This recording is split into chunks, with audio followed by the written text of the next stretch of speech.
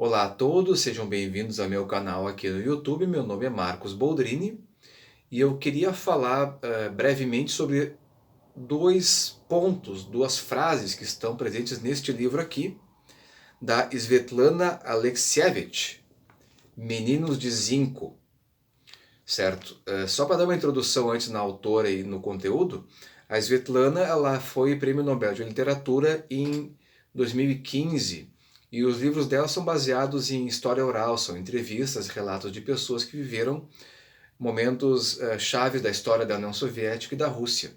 No caso aqui é a Guerra do Afeganistão. A Svetlana teve experiências bastante pesadas com a Guerra do Afeganistão, ela esteve lá em 1986, que é inclusive o trecho onde ela escreve alguns relatos sobre a sua visita ao país, quando a União Soviética estava lá. A Guerra do Afeganistão, que é o contexto aqui deste livro, ela começa em 79, mais especificamente em 27 de dezembro de 78, quando a União Soviética desembarca tropas em Cabul para derrubar o governo que estava no Afeganistão. Aconteceu no país um golpe de Estado, um grupo comunista derrubou um outro grupo comunista que estava no poder, né? E esse grupo derrubado, ele era aliado de Moscou e o que tomou o poder não era aliado de Moscou. Então os soviéticos foram lá e derrubaram esse segundo grupo, essa facção, para restabelecer o primeiro grupo no poder no país. E desde então o país entrou numa guerra, da qual não se recuperou até hoje. Os soviéticos foram sair de lá em 89, 10 anos depois do início do conflito, e depois veio até o Talibã em 86, a invasão americana em 2001. Então, quer dizer, faz mais de 40 anos de guerras e conflitos dentro do país, né? E a Svetlana, quando ela esteve lá, ela relatou a experiência dela de lidar com a guerra de novo. Ela mesma falou que não queria mais falar de guerra ou tratar do assunto de novo, porque os livros dela tratam de assuntos como esse. Por exemplo, a obra Guerra no Tem Rosto de Mulher trata da Segunda Guerra Mundial, né? Depois tem as vozes de Chernobyl, também, são sempre temas pesados emocionalmente. E no dia 20 de setembro de 86, enquanto ela estava no Afeganistão, ela escreve aqui o seguinte, no meio das suas reflexões, né? Dizendo assim: se eu não tivesse lido Dostoiévski, estaria num desespero enorme. Isso aqui é muito significativo, porque o Dostoiévski, o escritor do século XIX, né, ele é o mais conhecido fora da Rússia, ainda que na Rússia o grande autor assim, idolatrado é o Pushkin, né, o fundador praticamente da língua russa, da língua russa moderna que se conhece hoje, e também da literatura russa. Mas o Dostoiévski, o que acontece? As obras dele são sempre permeadas de dilemas pessoais e emocionais muito profundos. Até recomendo, inclusive, tem aqui no YouTube um vídeo, uma aula, de um professor da Federal do Rio Grande do Sul, que é o Marcos Boeira. Inclusive, essa aula foi gravada no Instituto Hugo de São Vítor, que eu trabalhei, tive a honra de trabalhar lá por um tempo. E nessa aula ele fala que o Dostoiévski tem três narrativas nos seus enredos, nos seus romances, né? A narrativa mais superficial, que é a trama cotidiana dos personagens. Depois um segundo nível mais profundo, que é toda a tensão psicológica, moral dos personagens, o certo e errado, então o que eles fazem ou deixam de fazer, está sempre em conflito em relação a uma relação dialética muito tensa com essa consciência dos personagens. E um terceiro nível mais profundo, que o Boeira chama de cosmovisão, né? E que podemos ver aqui como a narrativa do sentido de vida dos personagens, o dilema da existência deles, face à fé, face à existência ou não de Deus, face à morte, face a essa consciência do certo e errado, mas num nível mais existencial, que leva à perdição, à salvação das almas, o sentido do sofrimento. E penso que aqui a Svetlana está justamente falando disto, que Dostoiévski traz esse plano profundo da nossa existência e que dá sentido a ela mesma, né? Se a gente for ver, por exemplo, aparecem todas as grandes obras dele no Idiota, de forma muito explícita também ali no Crime e Castigo, a ideia de que, os irmãos Karamazov também, a ideia de que o sofrimento é a via de redenção do homem. certo? Então, quer dizer, o sofrimento atua na alma humana como um terremoto atua na crosta terrestre. Quanto mais forte o terremoto, maior a basculação do terreno, maior a fenda, e mais profunda é essa fenda, permitindo ver as camadas da crosta terrestre que estão mais abaixo, que são mais profundas. O sofrimento também tem esse efeito na alma humana. Quanto maior o sofrimento, por pior que ele seja, ele nos dá algo didático. Como isso é possível e como é possível também, com tanto sofrimento, nós ainda assim sobrevivermos a ele. Claro que tem gente que não aguenta e se estoura os miolos, se mata, como acontece aqui nos relatos dos personagens de colegas, de soldados ali que se mataram no conflito ou depois dele. Ou pensavam em se matar depois, ou desejavam matar alguém depois que voltava para casa, tinha um impulso de morte, né, contra outros, até por banalidades, e depois se envolviam em brigas, estava sempre enchendo a cara.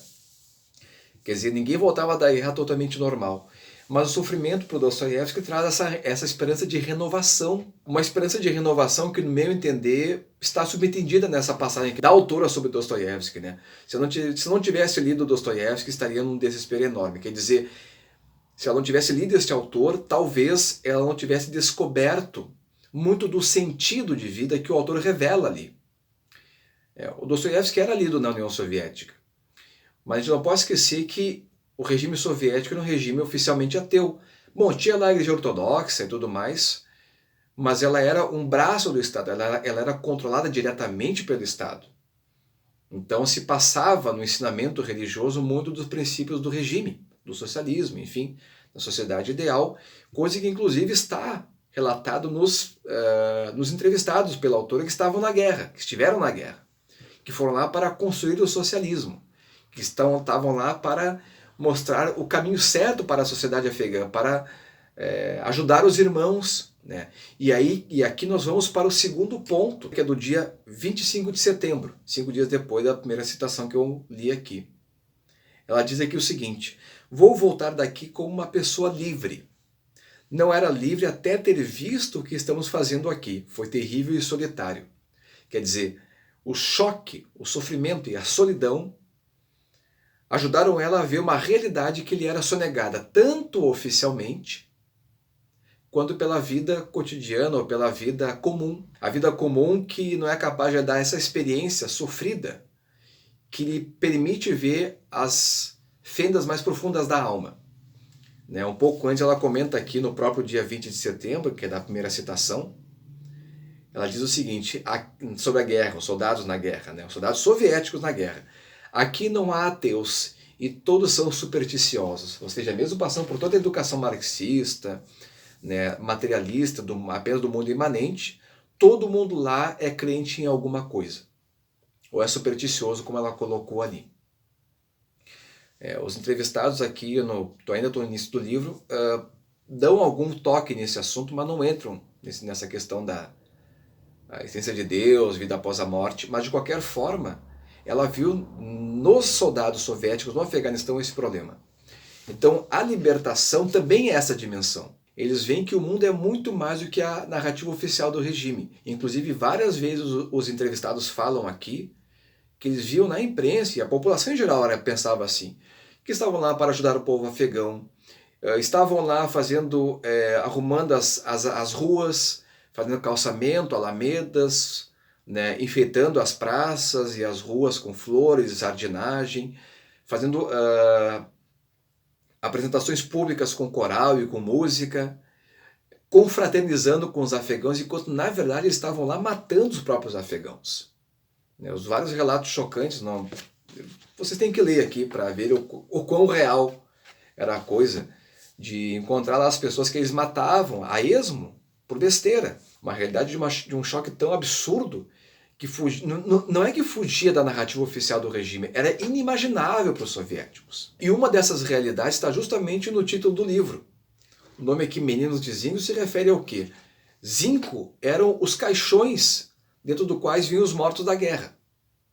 E era um caixão bruto, de metal, zinco, ou seja, feito para trazer corpos em massa para o país de volta.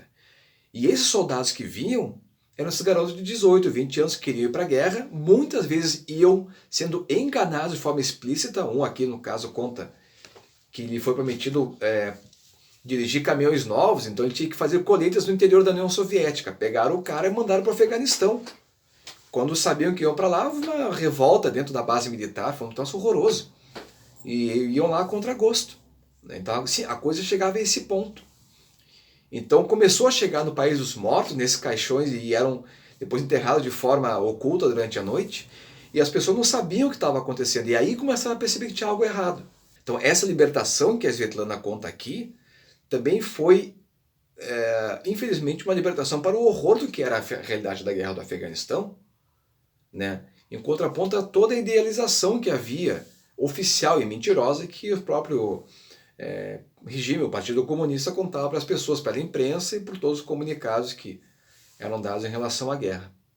Certo? Então aqui eu recomendo esse livro aqui para quem tiver um pouco de estômago e não for depressivo, mas é muito bem escrito, a Svetlana escreve muito bem. Estou recém começando a obra, estou aqui na página 105, certo? E imagino também que as demais obras dela têm a mesma linha de abordagem e são de enorme valor histórico, porque tratam de temas e acontecimentos reais, não são coisas da autora. Então, muito obrigado a vocês pela audiência. Se inscreva aqui no canal clicando no botãozinho abaixo e Deus abençoe a todos. Um abraço e até mais.